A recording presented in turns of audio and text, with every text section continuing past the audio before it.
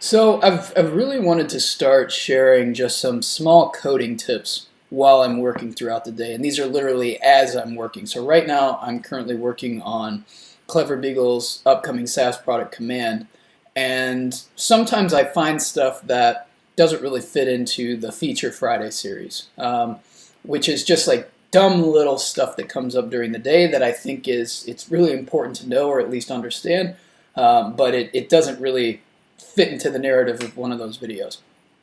And one that just came up for me is making sure that when you're working with something, and what I mean by that is, like if you're trying to integrate a package or an API or just write some type of code that you haven't written before, like a different way to write a function or something like that. Like maybe you've never used JavaScript promises before and you're gonna make an attempt at using them in something.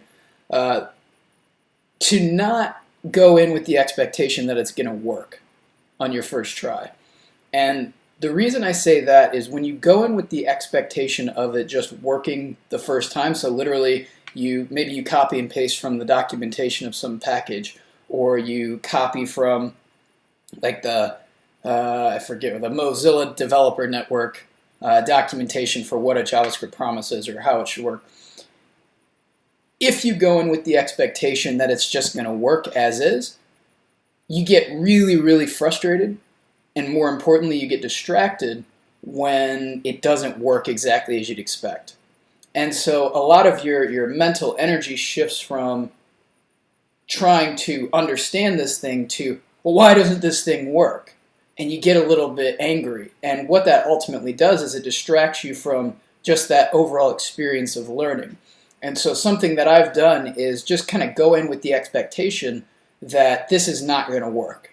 So I literally just like take the pessimistic approach to any code that I'm integrating and say like, this probably isn't going to work. And with that approach, I'm less upset when it doesn't work. It's like, well, okay, that met my expectations. And so that's something that as you progress as a software developer, it'll keep you a little more calm and a little more focused on the task at hand because you're not getting emotional over something not working. You're just saying like kind of like something that I say out loud to myself is like, well, that's the job, you know? And that's the thing with code, especially when we're dealing with third-party libraries and all this stuff that's not really in our control.